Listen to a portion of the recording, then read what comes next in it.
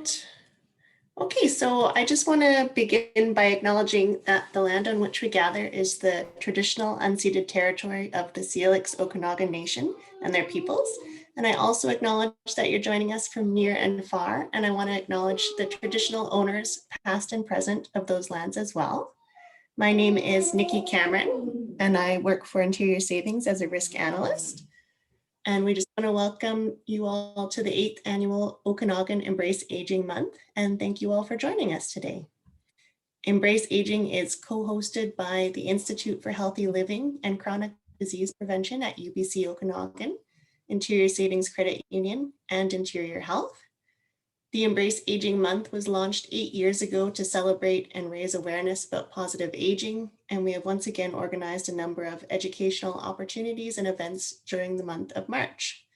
The sessions are designed for everyone, young and old alike, and focus on a variety of topics related to healthy aging and ways to improve quality of life among seniors and their family caregivers. Our goal is to inspire everyone to embrace positive aging. I just wanted to let everyone know you can type questions or comments into the chat box during the presentation, and we'll try and get to those as they come in. There is a closed captioning option, and the box can be moved to your preferred place by clicking and dragging it to wherever you'd like. You can turn off the closed captioning if you select the live transcript button on the menu bar. So today's event is brought to you by Interior Savings Credit Union, and it's about scam protection and knowledge is power. And our speaker is going to be Paula Naka, and she's the manager of risk management, Interior Savings Credit Union. And I can turn it over to you, Paula. Thanks, everyone. Nikki, can you just let me know if the screen is showing on the slideshow is showing on your screen right now? It is, yeah. Perfect. Okay. Well, we'll get going right away then. So thank you very much for having us here today and the hot topic of frauds and scams and what's happening with them. So we will be going over a few things. We will be covering the current trends or the most popular scams that are happening right now. Spend a lot of time on how to protect yourself, both in general and in the specific incidences, and then end with what to do if you're a victim. And of course, questions will be allowed at the end, but please, if you have any questions at any time, just type them in and Nikki will interrupt me and we'll move on to those right off the bat. So one of the first scams I want to talk about is friendship or romance scams. You could almost also call this relationship scams. And the reason is that they're become even more popular with the current pandemic situation that we're in, as people are looking for more ways to socialize with others and meet people. And in a lot of cases, we have a lot of people that are a little bit more lonely than they normally would be and more time on their hands. So this has become escalated, even though it was already the most common scam in the last 5 years, I would say. The real interesting thing about romance scams or relationship scams is that this is an old scam. It's been around since the beginning of time. What's happened now with technology, social media, Zoom, all kinds of email, any kind of communication tool, is that the fraudsters can actually reach a lot more people than they used to be able to. And with being able to reach that many more people, they have a lot more likelihood that one person or two people will be in the right frame of mind in order to need that extra connection. They gain your trust in it's probably about 2 or 3 years ago when we were doing a presentation with the local RCMP. The lead investigator there advised us that she'd seen a relationship scam take 5 years. So the fraudster or fraudsters, because sometimes they work in groups pretending to be the same person, had actually massaged that relationship for 5 years before they asked for any money. So it's interesting that we often think, well, as long as we're careful and if we really know somebody, then it's going to be fine. And it doesn't really matter if you know that person face to face or whether it's a online relationship. A con artist or a fraudster is a con artist or a fraudster, regardless of the venue that they're in. So they work to gain your trust, establish the relationship, and then they get you to send money. Now, you can be sending money for a variety of reasons. Up here, I've kind of listed the common ones. Illness, it might be an investment to help them up, help get them on their feet, and you'll get all your money back in spades once they get established. Help them transfer money out of their country if it is an online or an international type scam. They need to get the money out first before they can come see you. They've told you multiple times that they're going to come and see you, and then they can't for some reason. They have a friend or a family member who's sick, and they're going to have to use the money they had saved for that. So those are some of the more common ways that they get money out of you. So again, it's the oldest, sorry, I was slow on putting my screen forward. So I'll just kind of skip to the next one. So the other one we're seeing a lot of right now is vacation property scams and timeshare reseller scams. This has been quite significant in the last little while, and it's fairly new in the sense of how more common it is. So it's always been there in the background. You see a few people attempts to be defrauded by this, but we're seeing a lot lately. And it's done in a variety of ways. There's your general sort of rental or rental type, Airbnb type, even if it's not Airbnb, uh, where it truly is a rental property that you're looking at, and they're going to give you a deal. That's why you'll see on Airbnb and I think it's VRBO, vacation rental by owner, and some of those other ones, they tell you only go through this app and it's all certified and guaranteed, because people do put other people's rental property on the market to rent out. And in fact, you go on your vacation, you get there, and it turns out that it wasn't, you did not rent that place. So that's more of the common one. Timeshare resellers are something that we're seeing a lot of. And this affects both new purchasers that want to purchase a timeshare or a recreational property, and also ones that have existing properties, and they'll try and upsell it. This is a tough one, and we've seen some extremely legitimate looking documentations come in with some of these types of scams. So what we're recommending around this is use a Canadian lawyer. If you are interested in purchasing property outside of the country, still get advice from a Canadian lawyer and have them involved in it. Some of the reasons that they state that they need you to send money are legal fees, closing costs, taxes. Those are kind of the main ones. And some other red flags around that to watch for. They want you to transfer the money, doing a wire transfer through your financial institution, but they want you to send it to a person rather than a business. We've even seen some pretty okay websites set up that look legitimate, like ABC Resort Property. But when you actually start looking on there, you'll get a lot of error messages, or if you take a deeper dive. So on the surface, it looks pretty professional and looks good. But as soon as you start to dive a bit deeper, there should be some red flags for you there. Any questions yet, Nikki? Nope, no questions yet, Paula. So emergency scams is another one that's been around a long time. The most common one is the grandparent scam. So I'll talk to that one first. So this is the one where somebody calls you, you answer the phone, and they have in a muffled voice, they might say grandma or grandpa. And if you happen to be called grandma or grandpa, you might say the name of the first grandchild that comes to mind, either because they often are calling you because they're in a pickle, or possibly because they happen to be out of the country or away from their normal circumstances. And as soon as you say that name, that gives the fraudster a chance to dive in and say, yes, and in a muffled voice again, I'm going to let you talk to so-and-so. And that person is usually either, they say it's a police officer, a lawyer, or someone like that, someone of authority that's then going to tell you that your child is in trouble, they're going to go to jail, they were in an accident and they caused the accident, so money is going to be required. So that's one of the most common ones. But there's a lot of them that we're seeing that are more subtle. You might have friends that are out of town, that they're in Mexico or wherever. And again, nobody's traveling a lot right now, but when we get to travel again, and then you get an email from them saying, hey, can you help me out? Our wallet was stolen, or what have you, and I need you to send money, and I need it right away because otherwise I'm not going to be able to come back to Canada, or whatever the scenario is. And how that happens is the fraudsters may have gotten into your friend's email.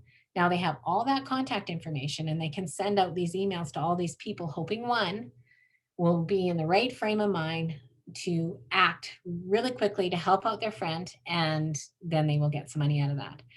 So these are still around. They're not as much as they used to be anymore. Some of the common things here are, again, they're going to play on your instinct to help really quickly, so do it right now, and they're going to ask you not to tell anyone. These were mostly done using money service businesses such as Western Union.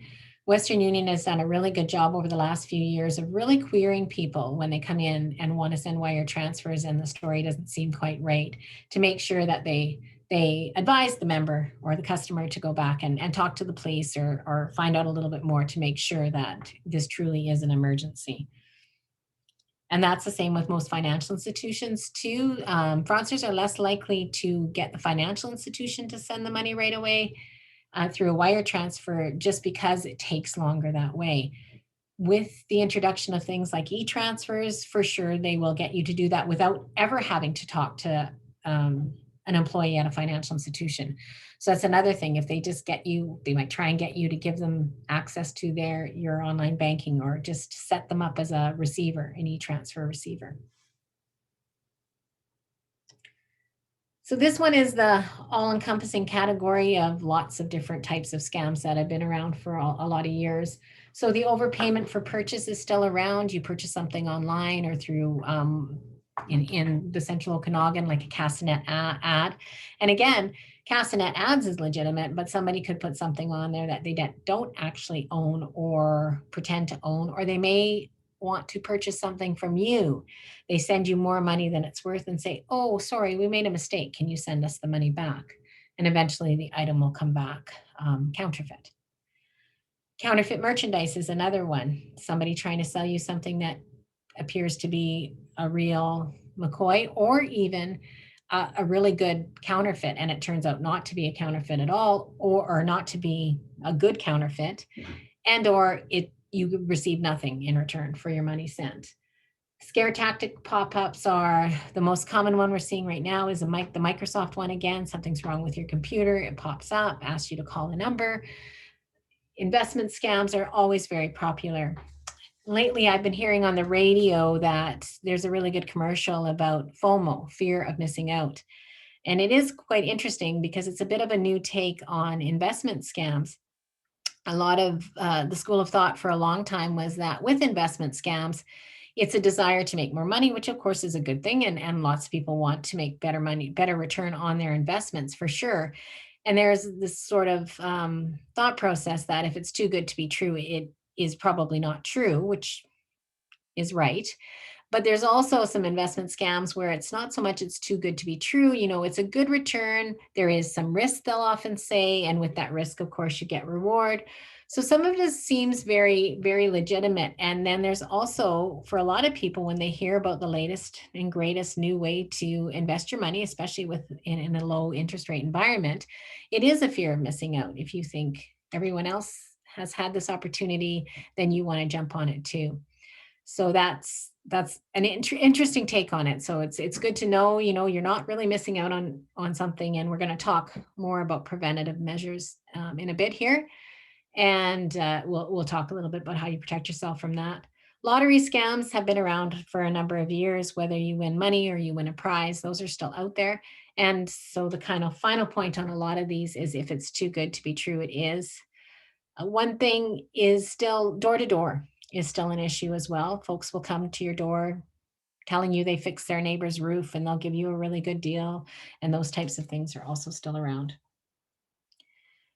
So one of the big ones that I'm sure I usually ask when we're in person presentations, when we start talking about the CRA or the Service Canada scams, is how many people have not received a phone call, a text, an email from somebody pretending to be either the IRS of Canada, which is always interesting, CRA or Service Canada. And of course, they're going to threaten to tell you you're going to jail. You need to act very quickly again. So these come through telephone, email. Often there's comments about state or versus a province or versus a federal. So there's some key words in there that often let you know that something's not quite right. The interesting thing I hear on this one a lot is that, well, why, who would fall for this? This is really well known. So what I think, again, they're targeting millions of people all at one time, and they're hoping that one or two people are going to think this could be legitimate. Those numbers are pretty rare that will think that they're going to go to jail if they don't do this, but so lots of people come from other countries, whether they've been here for 10 years or 50 years. They still know that there is, in the country they came from, there is corruption, and so therefore they can be talked into believing this. The other more common one that we're seeing folks get caught on is if you have done your taxes for the year and you are expecting a refund, and you get a text or an email stating, click here to receive your refund. And again, from a lot of people, they know that that's not how CRA would communicate. But if they get a few people that are expecting their refund any day that get that email, then they're more likely to click. We see a number of people in this scenario, as well as others, that as soon as they click, they know they shouldn't have, and they'll contact us right away, which is the right thing to do so that we can advise them. But it does happen quite quickly. So next, I want to chat about the how. And before we talk about the how, I kind of want to just talk about a few misgivings that are out there. You know, it used to be considered, a lot of people would consider somebody who ends up being a victim of fraud, it's because they're either greedy or they aren't thinking clearly. And that really couldn't be farther from the truth. It is about targeting a lot of people and hoping one person or two or five out of the million that they target is in the right frame of mind and the story makes sense at that moment in time. So they can do that a number of ways. You know, they happen to catch a person who has been fighting with CRA, because that's been known to happen from time to time, and a disagreement between a taxpayer and the CRA. Or another scenario where they were purchasing or buying or selling and had been communicating with somebody on something, they would have no way that that business or person's email had been intercepted. So there's lots of reasons why people act quickly. And once they've acted, it doesn't really take all that much for folks to get information, for fraudsters to get information. So one of the first things I like to talk about is identity theft. Most of us know that identity theft can encompass taking over somebody's complete financial world. But what a lot of us don't realize, that identity theft can be as simple as stealing a PIN number or a check out of somebody's wallet, or shoulder surfing them in a store and getting their PIN number. Person then puts their member card in their pocket, and the pickpocket grabs their card and now has their PIN number as well. That's part of your identity. That PIN number is your personal identification number. Another thing that a lot of people don't realize, and I'm going to talk about it a couple of times, is if you are someone who likes to use social media, there's lots of quizzes and games that come up on there. And sometimes if you're sitting around, you think, oh, that looks like a good thing to do. If you don't have solid privacy settings on your social media accounts, and other folks that aren't your friends, the intended audience for those games and quizzes, then this information can be used by fraudsters in order to gain information about you and work to defraud you. So one of the things that is actually a role in organized crime is to just gather information on folks. They don't need to start with much. Once they have a name and maybe an address, and then they start looking and digging for more information on that person. And of course, the more they have, they create it and they sell it. Or if they're part of a paid organization, they will give it to whoever is then going to use that information to start to defraud somebody. The information comes from everywhere, from old school dumpster diving right up to electronic compromises. So that's the tactical part of it. That's how they have information that they can start using in order to start to look to defraud someone. The next part of the how is more the emotional side of things. It's the human nature and the good within most of us, or all of us. And they pull on your heartstrings. So in a scenario where it's the grandchild, or you've been chatting with somebody for 2 to 3 years online, and now they have this real sad story that they've told, and they really need your help. Your heart wants to help them. You're compassionate. You've trusted them. You've over the last however long you've been in this relationship with them, you trust them. Secrecy. They swear you to secrecy because they're either embarrassed or they're afraid of what might happen if somebody else falls out, and they get you to believe in that secrecy so that you don't want to um, tell anyone in order to not get them in trouble or to get yourself in trouble. So I'm not sure if many of you have heard recently, there was a story not that long ago where a lady had sent wire transfers to China at 4 different financial institutions. And she did tell different stories at each one because she told each financial institution the story she was told by the fraudsters to tell. And she's told those stories out of fear. So she was afraid something really bad would happen to her if she let on to anybody what she was actually doing. So that's another way the fraudsters tackle things. And often they ask you to act with a sense of urgency or something bad will happen to you. Sometimes they ask you to act with a sense of urgency so something good will happen to you, such as you've won a prize or a trip or money, or if you do this right away, all this good stuff will happen. So there's a couple of ways that they get the information. New school is what more of the digital type ways that they have available to them. So phishing is email. So they've contacted you by email. Vishing is where they've contacted you by phone or voice. And smishing is where they've contacted you by text message. There's also email hacking or takeover or mirroring. So they get access to your email account and they mirror it so you don't know that somebody else has the ability to send emails out on your behalf, or you may know because something's wrong with your email. And then again, just talking about the social media quizzes and surveys, they are quite a gold mine for fraudsters. Sorry about that. I kind of missed that whole first slide there. So old school, still phone calls, door to door, phone call with a twist. So that was a very popular item a little while ago. I was going to remove it from here, but I still think it's important for people to know with any kind of landline. If somebody calls you and tells you they're from a credit card company or a business and they say, hey, are you here using your credit card? And you say, no, I'm not. And they say, okay, you need to hang up right now and call the police or call your credit card provider. And what they do is you hang up and they don't hang up. They leave the line live. So when you call back, then there's a fake dial tone they use and they pretend then to be the police or the credit card company and they get information from you.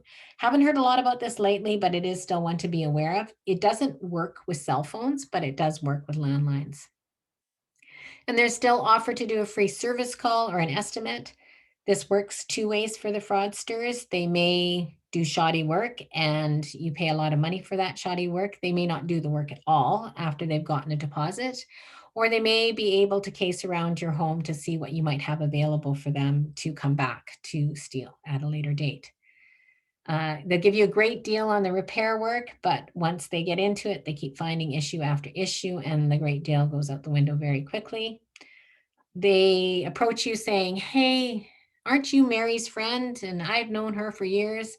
And so you feel that this is somebody you can sort of trust automatically because they're friends with somebody you're friends with. And I'll tell you a little story about that in a bit. And then I already noted the dumpster diving. Sorry, I did it again with the slides. Yeah, Paula, sorry, someone was just put a comment in if you could please show the slide on New School. I don't know if that. Okay, yeah, I can go back there. Just give me a minute here. Sure. Oh, did I go back too far? I think I did. There we go. So again, it's the email, text messaging, voicemails or voice calls, email hacking. It's not up there, but email mirroring is a little bit more of a new thing. We've seen it most recently in one of our files where the fraudster had allowed the member to think everything was working just fine on their email, but actually had a second mirrored email account and was using it to email contacts on that member to ask for money. Okay, I'm going to go forward now if that's okay. And I'll just stop on old school for a minute too, because I forgot to do that one too, and give people a chance to look at that. Okay, and then I want to talk prevention. So there are 4 key categories in preventing fraudulent activity. Or there's a lot more, but the 4 most important to me are: number 1, know who you're dealing with. And we'll talk about that a little bit more in depth and how we verify that as well. Verify the information from a trusted source. So that's another key piece that is very important, is making sure that you're able to verify that information. Number 3, don't get rushed into anything. If somebody's pressuring you, that's a really good sign that you need to take a step back, and we'll talk about some ideas on how you can take some steps there as well. And then last but not least, lock your doors. So we know we lock our car doors and our house doors, but there's also ways that we can lock our social media accounts, our mobile devices, our computers. And we'll talk a little bit more about those as we go through as well. And then I'm going to say this a few times in the next little while, and for some of you maybe have heard me speak before, it's extremely important, is never, ever, ever, ever, ever leave your wallets or your purses or anything valuable in your car. It is such a great source for the fraudsters or those that want to commit theft. Not only can they steal what you have there, so they can go off and use your credit cards or your debit cards, but there's a wealth of information, personal information in your wallet or in your purse, and they can use that as well. And the RCMP have actually even seen where the fraudsters or the criminals don't take your driver's license or your ID or your credit cards. They take pictures instead. So you may not even know that somebody has had access to your information, and they've taken those pictures, and then they're going to use those to sell that information or to use it themselves to do that. If ever you have to, for whatever reason, there's an absolute must, then if you're going to leave something in your car, don't do it at the point where you're stopped. So if you're going to, say, hiking on a last minute hike and you weren't expecting to go on that walk and you don't want to carry your purse, put your purse in a locked trunk or somewhere where it can't be seen by anybody on the outside, at a different location than when you're going to leave it. Because there are those folks that'll wait around watching for someone to go up, open their trunk, throw their purse or wallet in the car, and then as soon as everyone's out of sight, off they go. Paula, So yes, can you just go over vishing again? One of the phishing is voicemail. So V for voice, and it's probably not as clear. So that's any kind of phone call. So if they phone you on your cell phone or your home phone or leave you a voicemail, that would be vishing. Thank you. Okay, next up we have some poll questions. So I'm going to turn it over to Kata to do that for us.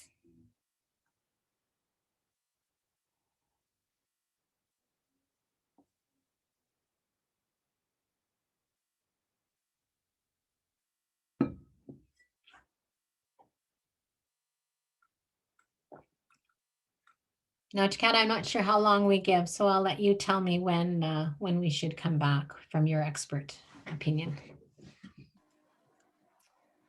Yeah, are you seeing the polls? I can see it. Yeah, no, okay, I'm getting answers now, so. Okay. There was nothing happening, so. Just a moment or two.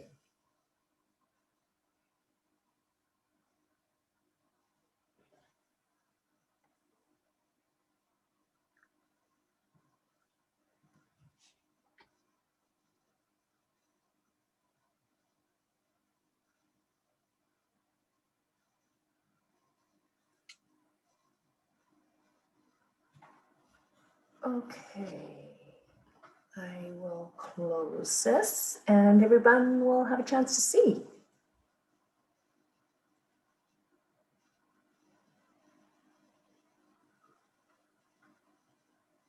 Okay, so interesting results. I see the survey questions. It's about half and half. So some people have done that, some people haven't. clicked on a funny video. Lots of people like to click on funny videos. The secondary authentication on your email account, that's really interesting. We're going to talk a little bit more about these things. I just wanted to get a good idea. And again, about 50% or half and half have got their alerts set up. So now we're going to talk about some of the more prevented, get more into the prevental type things. So first up is, okay, that's not going forward now. Oh, there we go. Know who you're dealing with. So this one is where you really want to make sure you know the person. You know them, not a friend of a friend or a friend of a friend or somebody you met once or you met them online and you have been talking to them for 3 years or 4 years. How do you do that? It's not always easy. So it's going to be different in every scenario. But as soon as someone asks you for money, you are going to want to look at validating that relationship. So in the scenario that I used before, it was Mary. So call Mary, find out, does she know this person and how she knows this person? Because if you just initially say, hey, do you know Bill? Mary might say, oh yeah, I know Bill. And in all fact, Bill came up to Mary 2 weeks ago and say, hey, aren't you friends with Fred? And so on and so on. And so you can get how all of a sudden everybody thinks Bill's their friend, but he's actually not really friends with any of that group. He just has managed to worm his way into that relationship. So I'm going to tell a little story here. Somebody in my world, in close relationship with me, the couple happened to be at the hospital. They were visiting and they stopped to get a coffee and a snack at the cafeteria. So they were sitting there chatting and somebody came over and said, I'm going to use new names now. How about Mike? Hey, Mike, how are you doing? And Mike looks up at him and goes, he's kind of looking at the guy, doesn't really think he looks familiar, but he doesn't want to be rude. So I'm good, good. How are you?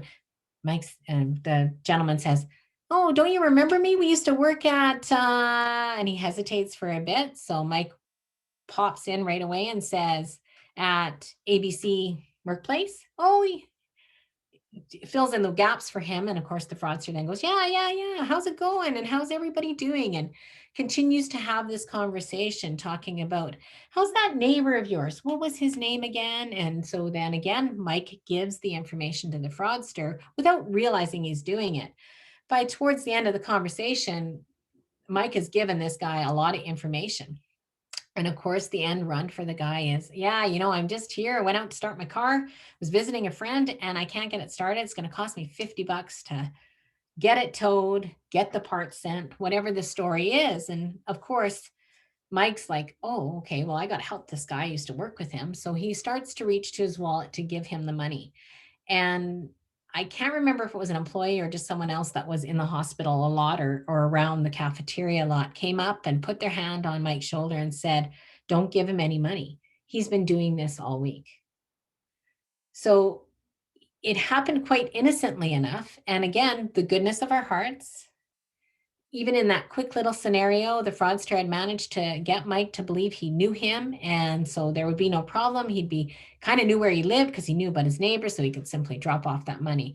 So just really important to making sure that when somebody's asking you for money or valuables of any sort, that you really do know who they are.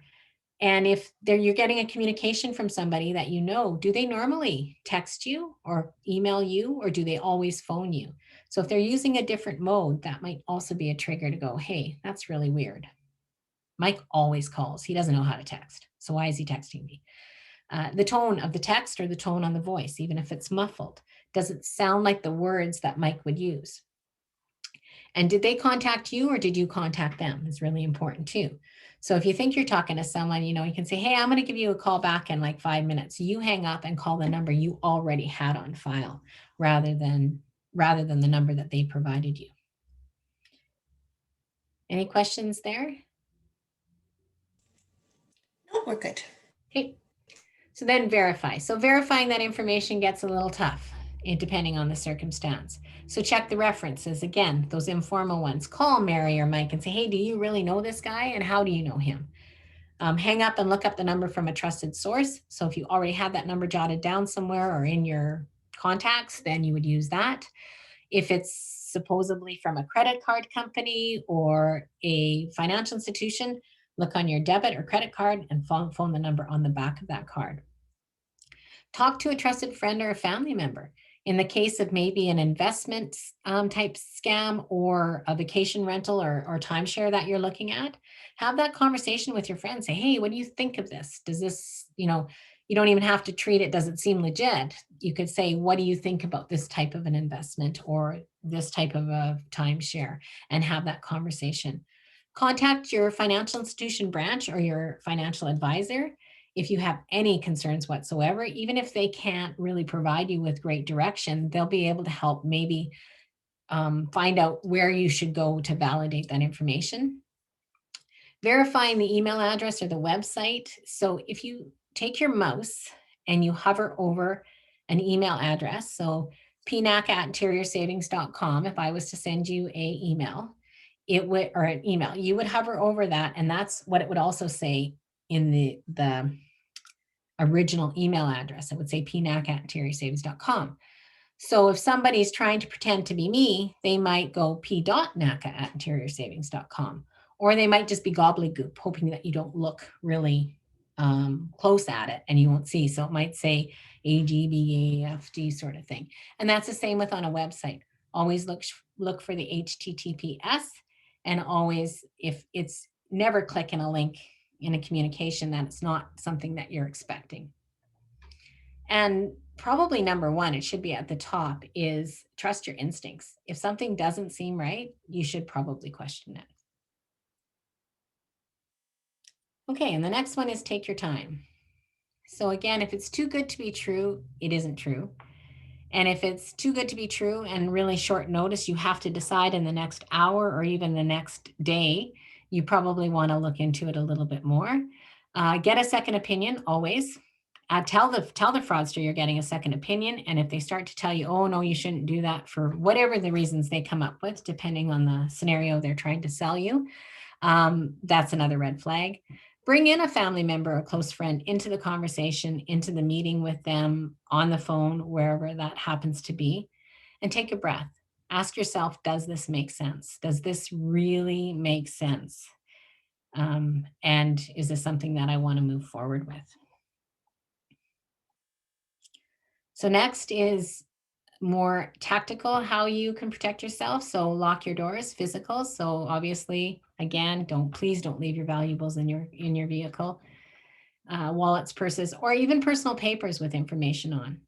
Shred documents and personal information at home. Don't leave it lying around, even though you know who's in your house most of the time, but somebody pops in with a friend, or you have somebody coming to do some work for you, and that information is sitting there, they can easily pick that up.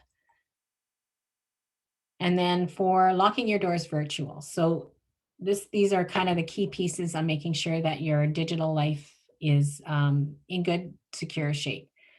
Keep all your software up to date, all devices, your computer, your telephone, or your cell phone, sorry, your tablets, any device, and your applications on those devices. If you get alerts that they need an update of an operating system, update it as soon as you possibly can.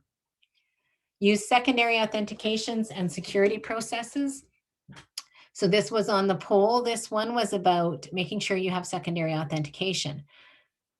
All the email providers do allow for secondary authentication. It's different for each. Basically what it is, I'll talk to my Gmail account, is that if I go onto my phone and my Gmail account, because I have it as a safe device, I don't need to enter a password.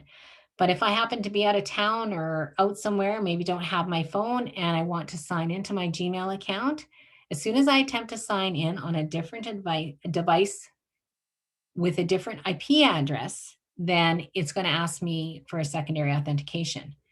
That secondary authentications can be simply a text to your mobile device, and that gives you a code that you punch in.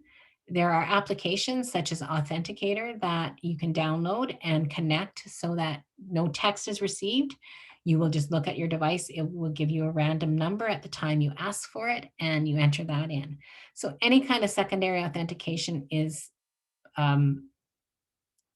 should just be something that you have on anything that you can have it on.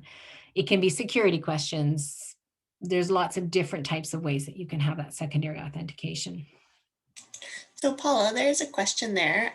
So she just had a question about if a friend emails me and says, I got a gobbledygook email from you and I think you've been hacked, or even when you get an odd email Yeah. from a friend, she just asked what she should be doing in those cases.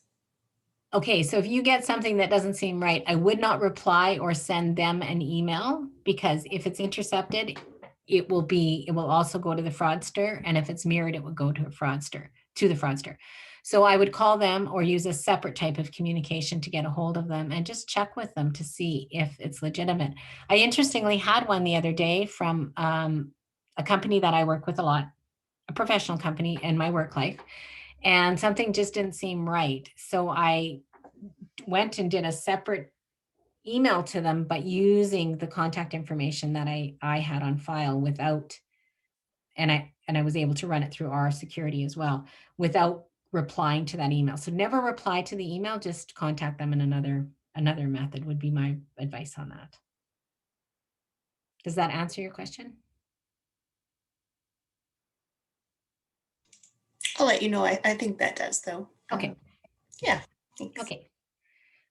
So security. So next up is set up your security alerts for online banking. So that also looks different for every financial institution, but they all have the ability to set up alerts. You can set them up for security, but also for personal reasons. If you need to transfer money, if your checking account gets under a certain amount, those types of just helpful things that technology can do for us just to remind us when we need to do something, but also for your security alerts. You should have at minimum them set up anytime a new vendor, so a new utility bill or anybody you're paying is added to your account, a new e-transfer recipient is added to your account, or I find it easiest just anytime someone logs into my account, I get a text message telling me that that happened.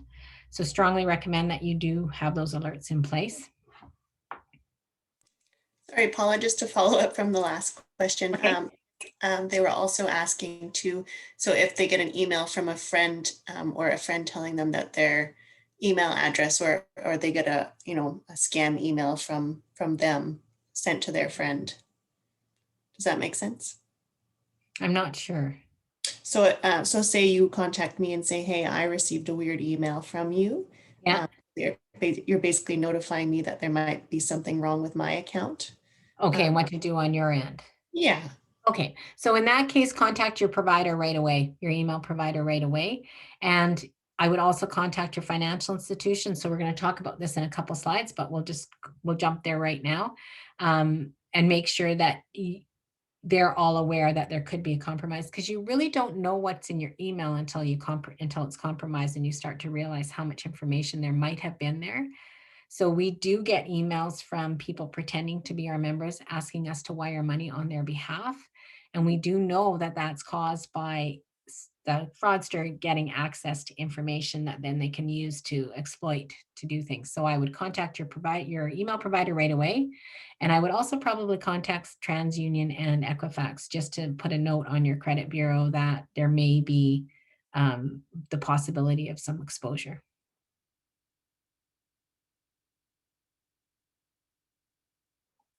Okay, I'll move on, but if the person who's asking the question wants to ask more, just interrupt me, please, Nikki. No, that's perfect. Thank you. Okay, thanks.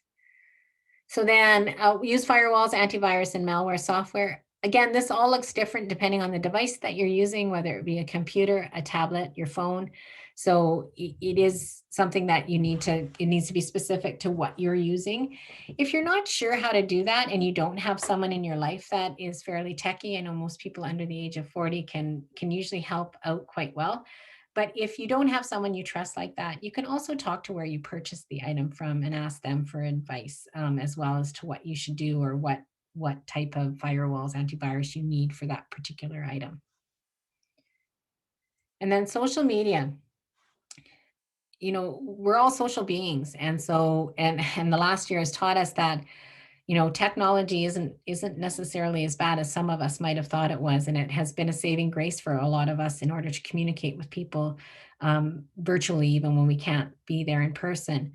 But what's really important here is enabling your privacy settings and making sure that the information is private as private as it can be for what you want to use it for. So when we talk about those surveys and those quizzes, if you have really good privacy settings in place, it's very unlikely that a fraudster is going to be able to see the answers to those questions. But if you don't, or if your friends don't and they share that information, then that's something that can end up out there. And once that information is out there in the virtual world, it's out there. So it's just important to remember that. And then the other big one on the virtual locking your doors is avoid public computers or Wi-Fi hotspots. Now, this doesn't mean that you can't be in a coffee shop and scroll through the news of the day. What it does mean is that you should not be going into anything secure or safe, such as your online banking or even your email while you're using a public Wi-Fi. And that's because lots of people have access to that, and the fraudsters can certainly gain access to your information. So when you're doing that private or the secured type online transactions or actions, you really want to make sure you're using a secured site. If you do have a data plan, you can turn off all Wi-Fi access and use your cell data, and that is more secure than, definitely 100% more secure than using a public Wi-Fi. And then I really want to talk a little bit about, before we get into what to do if you have been a victim, I would like to chat about very quickly here, warning signs for friends and family. So especially right now with what's going on in the world and the pandemic, lots of folks are stuck in their homes and they don't have as much social interaction as they once did. So even someone who wouldn't normally fall for some of these types of scams, it's a lot more tempting. And these fraudsters, it's their job to figure out a way to convince you that they're not trying to defraud you and to build that relationship with you. So some warning signs for your friends and family, and especially those folks that are a little bit more siloed in their own worlds right now, is increased phone calls or amounts of mail with offers that are too good to be true, increased calls for donations for various appearing to be legitimate charities, increased or the inability to start paying bills. There seems to be some financial difficulty. They're not taking care of themselves as much as they did, asking for loans, even short-term loans temporarily, and start being secretive about calls, emails, any kind of money issues, or just some warning flags for you to have for your friends and family. And if you do have suspicion, again, reach out to your financial institution, the RCMP non-emergency line. They're very helpful. And at the end, I'm going to show you a couple other places you can go for more information. And what to do if you think you've been a victim: report it to the police, contact the Anti-Fraud Center. And I would advise you to contact the Anti-Fraud Center, even if you haven't had a financial loss, but say you did click on that link and they did get that information. I would still recommend that you report anything to the Canadian Anti-Fraud Center. It's very valuable information. If the fraud was a result of an email, contact your provider, as we were just talking about. Make sure they know right away. It doesn't hurt to flag all your financial accounts and report to both TransUnion and Equifax. And before we get to the last slide, where I'll give you some resources to jot down, I do want to say, I mean, this whole presentation is kind of about people trying to take advantage. Well, it is about people trying to take advantage of other people. But, you know, relationships are just so important in our world. And again, with the pandemic, that's kind of the bright side, I think, for some of us, maybe realizing how really important they were. And they are key to us being happy and healthy folks. So it's not all bad. And the majority of people out there are good. We just need to be a little bit more aware of certain things, especially when it comes to digital or virtual type interactions.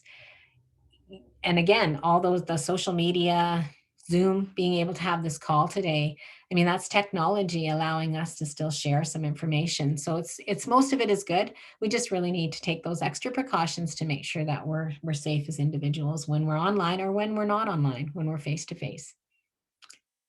And then the last slide I'll leave up for a bit while we open it up for more questions, if there are any more, is just the key resources. So the RCMP Scams and Frauds website is a really great resource. The Little Black Book of Scams is created by the Competition Bureau, and it's on their website. It's also linked on the RCMP Scams and Frauds website.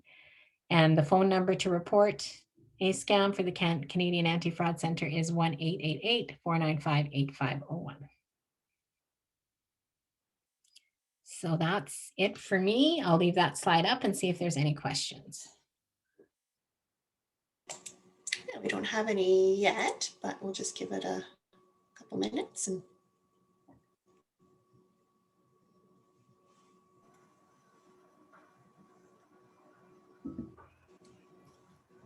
Paula, I think it's really interesting what you were saying about property scams. Very recently, I was helping my daughter look for a rental home here in Kelowna, and we were looking on Castanet, and it was a little bit of that too good to be true. Contact a person about an apartment for rent. And then the stories through email were very interesting. And oh yes, you can have the apartment. Yeah, With it is. no reference checks. With Yeah, that's not too good to be true. That's for sure. Just send so much money in advance to hold your deposit, right? they didn't actually get down to that part Okay. immediately, but when my daughter mentioned that she wanted to bring mom to come and see the apartment, that was the end of the communication immediately. Oh, interesting. Yeah, yeah. So bring a friend, and sometimes they'll just back away right away. I was Friend or shocked. parent. We actually have one of the girls that works with us. They do have a rental property, and this is a number of years ago, but the picture of their rental property and an old ad was placed on with a different phone number.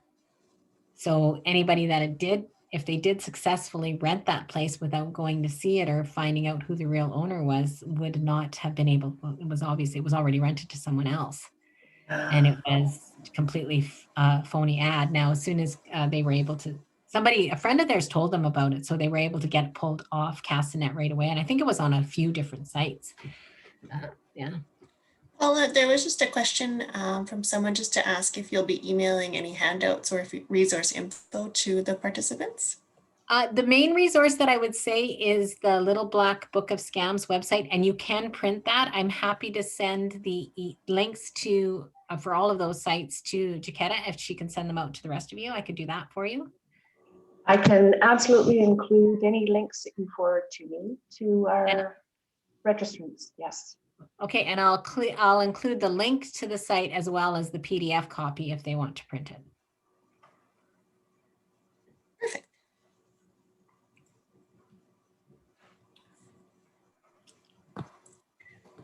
Okay. Well, I can, oh, hang on. I got another one in. So this says, thank you for all the info, so great. I used my credit card for a company, and on the email they contact me and I still don't have the product over 2 weeks. Oh. Contact the fraud as it was on the computer. So maybe for sure a fraud. I was to pay $2 for postage of a product, then $55 I guess they ended up paying $55. Wondering what to do. Check with your credit card company if you haven't done that already, because they may have, they may be able to stop it, or they may be able to provide you with a bit more information on it. Without knowing what the product was or what the site was, it's hard to give specific advice. If you, yeah, I think check with them first. Check with the credit card company first and see what they can do for you. And you could also Google review the company and see if you can find out any information that way. It might be very clear that yes, it's a bit of a scam, or it could be one of those companies that just takes 6 weeks to get you anything.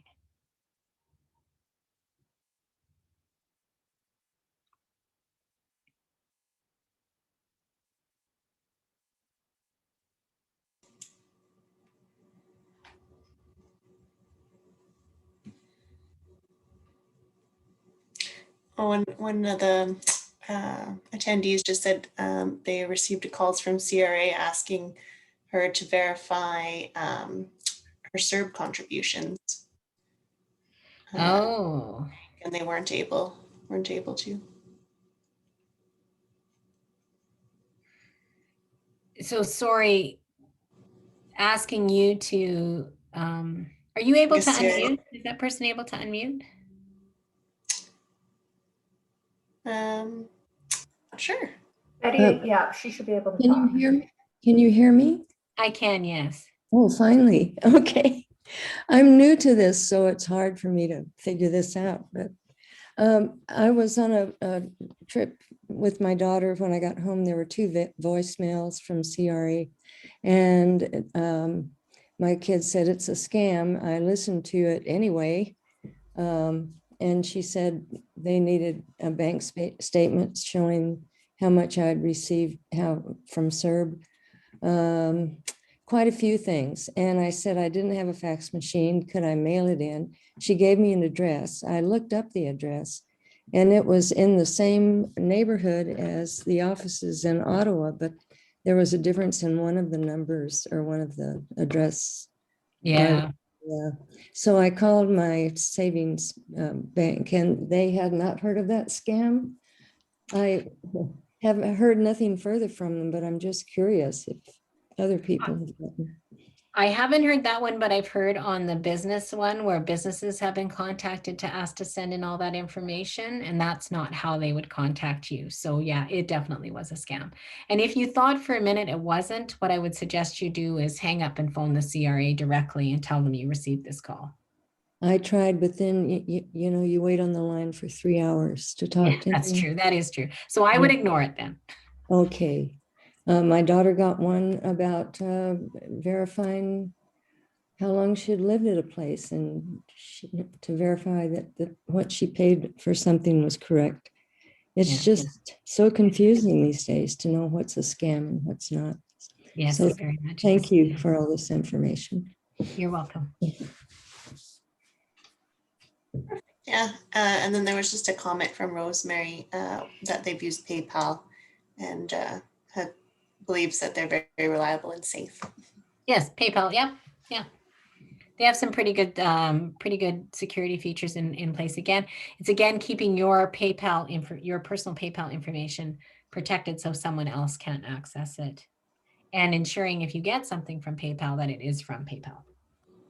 Perfect. All right. I don't see any other questions, so I think we're just going to wrap it up unless any come in. But we just want to thank Paula for her presentation and everyone else for attending as well. And then we also encourage you to attend the other events scheduled for Embrace Aging Month. And you can visit our website, OkanaganEmbraceAging.com for all the events and registration. And then we look forward to growing this event in the Okanagan and encourage anyone interested in supporting Embrace Aging in the future to please contact us. And the contact information is available on our website. And I think everyone will probably get an email and there'll be a link to an online evaluation form. So we welcome everyone's feedback and suggestions for planning Embrace Aging events in the future.